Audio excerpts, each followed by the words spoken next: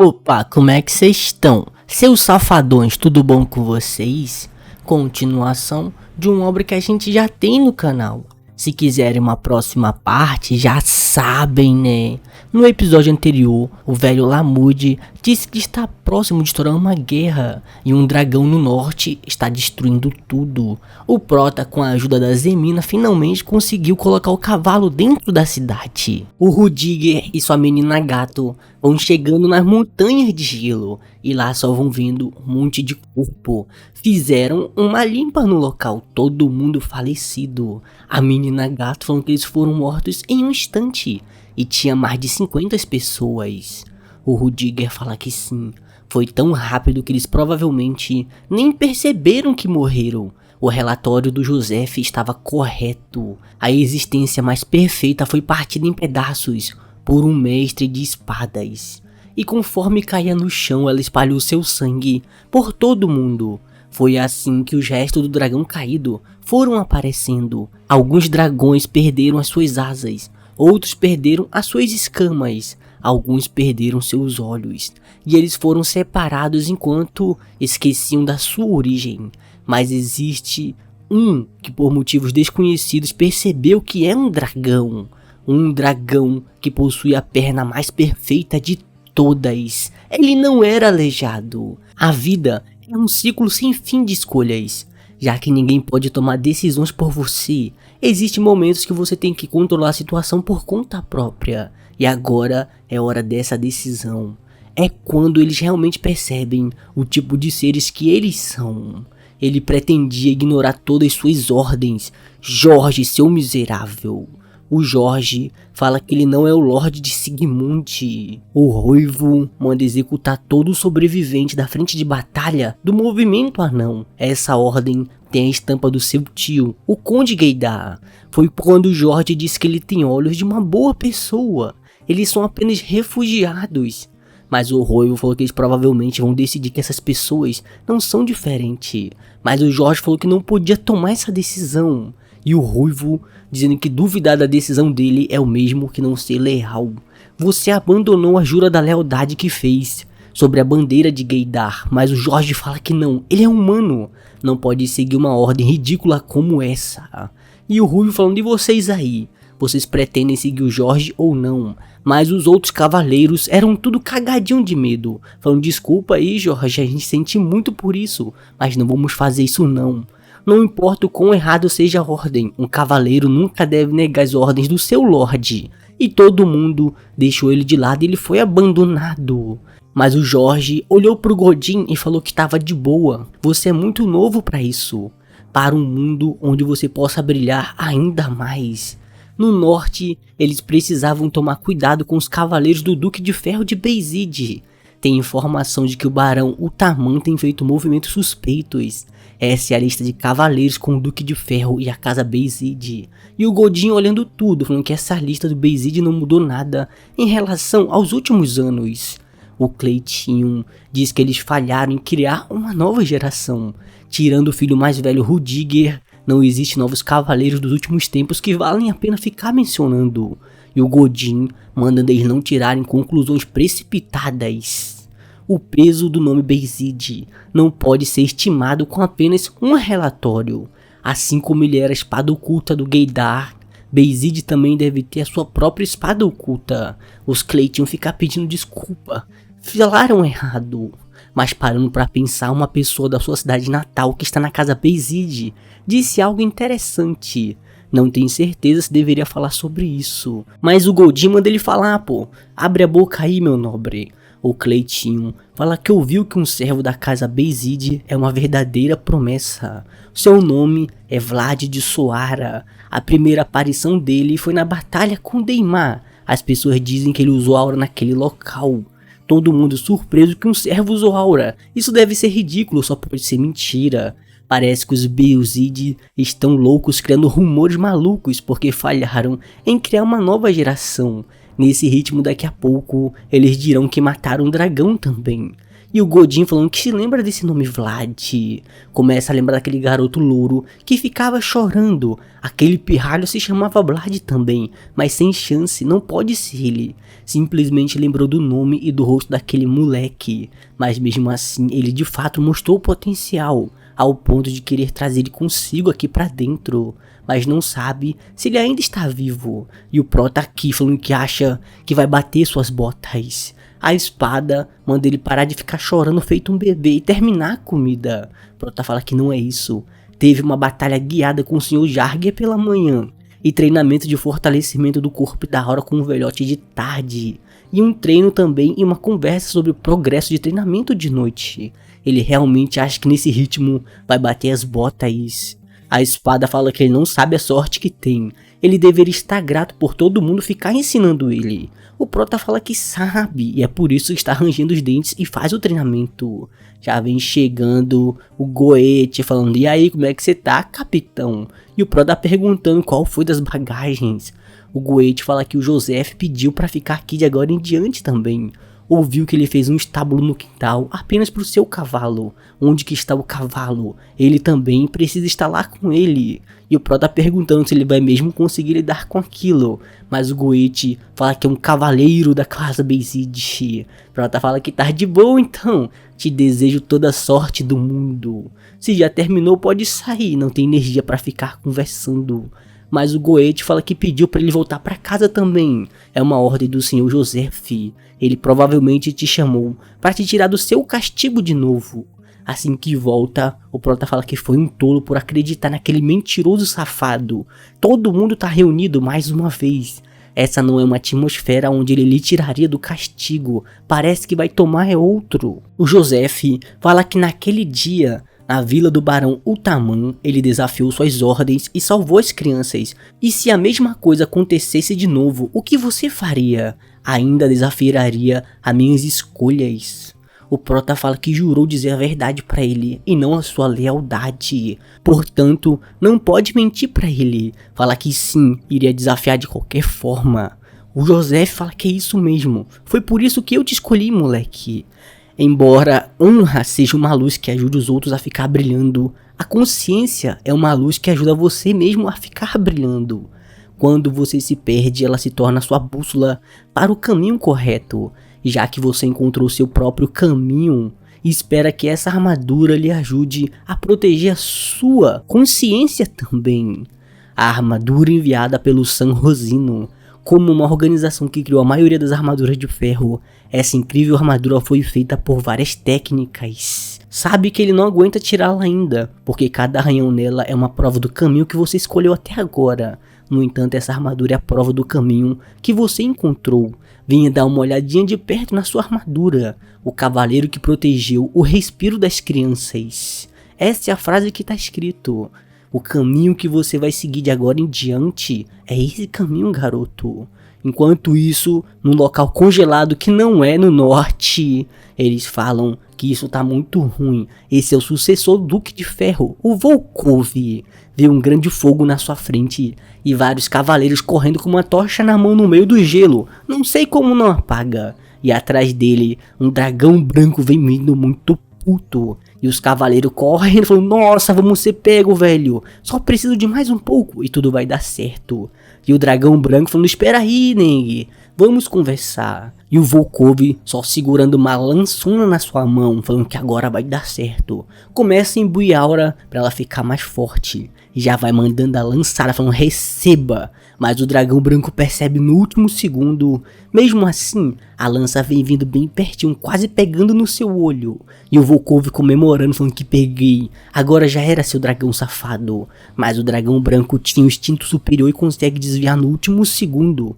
E o Volkov, preocupado que ele desviou, como se ela não fosse nada tão próximo. Ele é rápido, mas não esperava essa agilidade toda. o dragão mais rápido, o Lindblum, manda todo mundo prestar atenção nele, não podem perder esse vagabundo. Todo mundo já começa a cercar ele, mas estavam fugindo há poucos segundos. E o Lindblum só rindo, falando, isso aí, chega mais perto, chega. Começa a preparar uma grande bolotona, fica inchado como se fosse um sapo. Todo mundo falando pra se espalhar, pô. Eles vão ser acertados pelo sopro. Não podem deixar ele usar isso desse jeito. De novo, Volkov vai mandando outra lançada. E o dragão Lindblum só rindo, falando isso aí. Manda esse teu ataquezinho fajuto, otário. Era só um bait. Consegue escapar de novo e parando o seu sopro. Fica putão, falando que normalmente deixam carregar seu ataque. Não podem fazer isso. E o Volkov é aqui, só tentando ativar seu Rinnegan. O dragão branco Lindblum, que não é burro, já começa a correr, que ele estava em desvantagem. E o Cleitinho falando, olha o bicho fugindo, vão atrás dele agora mesmo. Todo mundo começa a tentar perseguir um dragão branco, o que pode dar errado. Mesmo assim o Lindblum é poucas ideias, só acelera o passo. O Cleitinho fala que não dá pra alcançar ele, pô, já era pra gente. E o Volkov, vendo que o vagabundo fugiu, fala que isso é uma droga, dragão safado e esperto. E o Rudiger no outro dia falando que a sua mãe realmente tem um bom gosto. Não tem nenhum outro lugar com chá como esse, é muito bom. E o Joseph perguntando por que ele estava ali. Duvido que esteja livre para ficar tomando um chá desse jeito. E o Rudiger falando, calma aí, pô, não seja arisco. Eu tenho que ter assuntos aqui para visitar o meu irmãozinho. Não é como se a gente fosse um estranho. Mas fala, tá bom, não precisa nem ficar me encarando desse jeito. Parece que aquele bárbaro disse estava correto. Um dragão está vindo para Soara também. Não podem deixar isso acontecer. Se o oeste tem o verme da morte, o norte tem o Lindblum, aquele que vive no lugar mais frio entre os ventos frígidos do norte, o dragão mais rápido e mais frio de todos. O Joseph fala que não está na temporada em que ele começa a agir. Ele nem sempre age durante o inverno. Mas o Rudiger fala que parece que uma mudança aconteceu. O verme da morte da última vez também era diferente. O Lindblum já provou o sangue dos orcs brancos. Precisam se livrar dele antes que ele enlouqueça ainda mais. E o Joseph perguntando para onde ele está indo. O Rudiger diz que não sabe. Ele está se movendo tão rápido que estão tendo dificuldades para encontrar seu traço.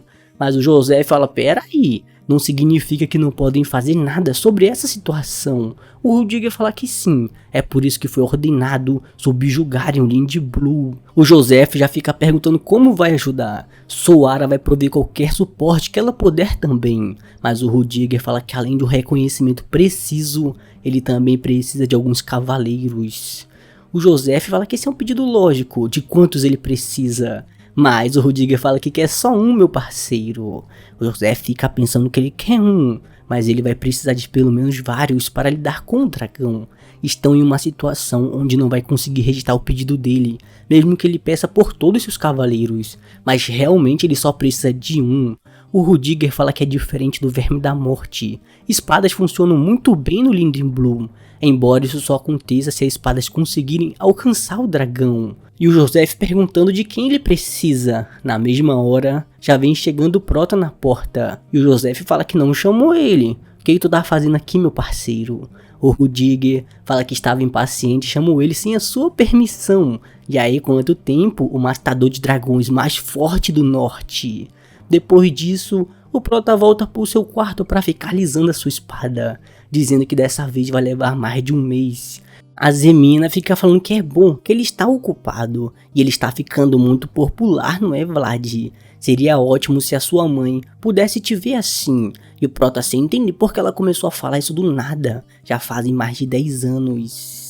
Não lembra da sua própria mãe, mas lembra da mãe do Vlad. Até em uma situação de desespero, ela não te abandonou igual minha própria mãe fez comigo. Entra no clima merda, e o Prota fala que não lembra muito dela também. A Zemina fala que finalmente tá pronto. O terceiro brasão saiu, São Rosino. Nem dá pra perceber que foi feito por outra pessoa. As habilidades de costura da Condessa são muito impressionantes. Prota falando é mesmo, hein? Nem dá pra perceber, pô. Relaxa. Esse dragão deve ser perigoso, chamam ele de desastre vivo. Se for levar mais de um mês, acho que já será inverno quando ele voltar de novo. O outono passa rápido demais. A Zemina vai dando lenço, mandando levar isso com ele. É um lenço de bolso que fez. E o Prota falando, qual foi? Tu tava fazendo isso esse tempo todo? Mas a Zemina fala que não, só ficou com pena por ele sempre carregar aquele lenço que nem pode ficar usando. É puro algodão, ele pode usar da forma que ele quiser também. E de qualquer forma, tá indo lá pra fora. E o Prota falando que ela é muito esquentadinha. Ficar rindo, dizendo que ela disse pra usar como quisesse. Mas por que colocou seu próprio nome no seu lenço então? Depois disso todo mundo vai partindo pro norte. E o Rudiger falando que só pediu por ele, porque está recebendo 3 pessoas. Qual é o significado disso? Prota fala que talvez seja porque ele está preocupado, pô. Mas o Rudiger fala que não. Conhece muito bem seu irmão. Tem certeza que ele não está feliz. Do contrário, é impossível que ele me desse essa combinação. O guerreiro bárbaro e o velho cavaleiro dos Beizid. Se fizer um bom uso deles, com certeza vão ser úteis. Mas agora, definitivamente, eles não conseguem se dar bem. Quer que lide com esses dois de agora em diante. Mas o Prota fala que nem tem essa posição. O Rudiger diz que tirando o bárbaro, como pode dar ordens para o antigo cavaleiro do patriarca? Ele pega leve com você. Faça alguma coisa sobre eles, consegue sentir a cabeça dele começando a doer por causa disso. Prota fala que não sabe o que fazer, não faz a mínima ideia do que faz com esses dois. E o velho Lamude dizendo que ele sobreviveu à prisão e rastejou pra fora dela. E o bárbaro falando que ele é um velhote e ainda tá vivo, até consegue sentir o cheiro da morte espreitando atrás dele. Os dois ficam nessa discussão por bastante tempo, e o Prota só pensando que quer ir pra casa mais uma vez. Começa a sentir o cheiro de sangue e a menina gata perguntando se ele é um lobo. Como consegue sentir cheiro de sangue num campo de neve tão grande como esse? Mas o Rudiger manda ele mostrar o caminho, confia nele. Vão andando mais um pouco e é como pensou. Que chilique mais chamativo, não foi? Eles eram da sua tribo. O bárbaro fala que não, existe uma tribo vizinho, que eles vêm às vezes. Mas o fato de estarem aqui tão no sul significa que a sua tribo também já se moveu um pouco. O velho Lamude fala que é estranho, aquelas feridas foram feitas com espadas. Mas isso não é o trabalho dos nortistas. Não há motivo para eles cometerem um massacre como esse, porque já faz muito tempo, desde que a longa resistência foi lavada pelo sangue de inúmeras vidas. Acha que tem uma pessoa não convidada nesse local também, fica muito puto. Eles continuam indo porque não tem como fazer mais nada. Felizmente, antes disso virar uma tempestade, eles conseguiram chegar. Esse é o exército mais ao norte do condado de Beizid, a fortaleza de Berenhen. E o Prota falando que tem 2 bandeiras lá em cima, que merda é essa? Vou vendo uma bandeira vermelha com um dragão nela. E o Rudiger perguntando o que essas pessoas estão fazendo aqui. E o Prota perguntando qual foi, quem é aquela bandeira? O velho Lamude diz que pertence à Central. E o Prota falando, ué, não centro, mas Central. O Lamude fala que sim. Os cavaleiros direto do Duque do Sangue do Dragão. Aquela pessoa. Aquele é o brasão dos cavaleiros matadores de dragões. Finalmente vão conseguindo entrar na fortaleza. E os guardas perguntando o que os cavaleiros matadores de dragão estão fazendo aqui. Eles chegaram há 2 dias. Eles disseram que estão aqui para subjugar o Lindblum também. E o Rudiger falando, como uma história, rapaz. Eles realmente receberam informação bem rápido. Dá um comando pro representante apenas com uma olhada. E ele diz que vai fazer isso imediatamente. E o Prota falando, o que é isso? O que são os cavaleiros matadores de dragão? O velho Lamude fala que assim como o nome sugere, eles são cavaleiros cujo propósito é matar dragão. Eles são reconhecidos pelo imperador também, e são comandados por um dos nobres da Central, o Duque de Sangue de Dragão. Em outras palavras, em questão relacionadas a dragões, eles definitivamente estão envolvidos pela lei do Império.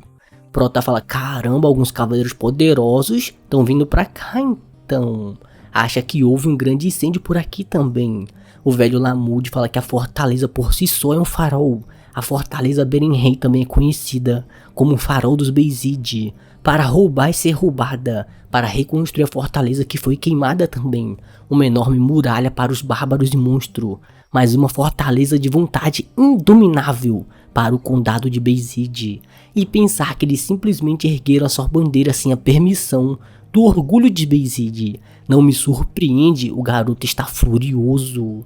O Rudiger vai abrindo a porta no ódio. E lá em cima já tem uma pessoa falando que estava esperando por ele. Se chama Miceia, o capitão dos cavaleiros matadores de dragões. o filho mais velho da primeira esposa do Duque de Sangue de Dragão. E o Rudiger falando que parece que alguém importante veio sem aviso. Ele é os Beizid, o capitão temporário da fortaleza Beren também. Os dois ficam se encarando e o Prota vai batendo o olho nele. Nesse momento ele sente algo pelo seu corpo, a mesma sensação de quando viu o verme de sangue, porque sente isso daquele cara também. E o Rudiger falando qual foi os cavaleiros matadores de dragão, por que estão aqui? O ataque contra os bárbaros, qual foi aquilo? O Mysaea fala que era algo que tinha que fazer. Os cavaleiros matadores de dragão foram formados com a permissão do rei fundador, acumularam centenas de anos de conhecimento e experiência. Lindblum é mais rápido entre os remanescentes do dragão caído, já que não vão conseguir pegá-lo, estão tentando chamar a atenção dele. Os corpos dos bárbaros são a isca pra isso. O bárbaro no meio já fica puto, vão ser o desgramado. Vocês são completamente desprezíveis. Mas o velho Lamud e os outros começam a tentar segurá-lo. E o bárbaro falando pra sair fora. Me deixa, velhote. O Lamud fala que se ele falar mais uma palavra, vai quebrar o seu pescoço. Entende que ele está com raiva, mas isso só faria sentido se ele fosse forte. Precisa ficar calmo, sem nada além de bravura, ele vai morrer de forma inútil. O Mysaea diz que o filho do Beizid criou um cão mal educado. E um gato, ao que parece também, mas se pergunta se ele dominou bem. Aqueles com status inferior esquecem o lugar de tempos em tempos. O Rudiger fala que é assim que eles são. Eles estão onde deveriam estar, meu parceiro. Por isso está na hora de você ir para onde ia estar também. Capitão Mysaea já vem subindo a ponte muito puto. Os cavaleiros que ia puxar a espada já ficam até com medo e ficam tudo paradinho. O homem vem subido como se fosse o podão, perguntando quem deu permissão para ele erguer a sua bandeira. E o Mysaea dizendo que fez um pedido, mas não teve resposta e pediu pro seu subordinado fazer isso. O Rudiger fala que ele recebeu a permissão de alguém, seu merda. Mas o Mysaea fala que isso não é necessário, pô. Baseado na lei do Império. Os cavaleiros matadores de dragões possuem o direito de usar qualquer mão de obra ou instalação dentro do Império. O Rudiger fala que sim, ele tem esse direito. No entanto, eles só valem presumindo que ele pediu permissão ao seu mestre também. Não paga de doido. E acabou.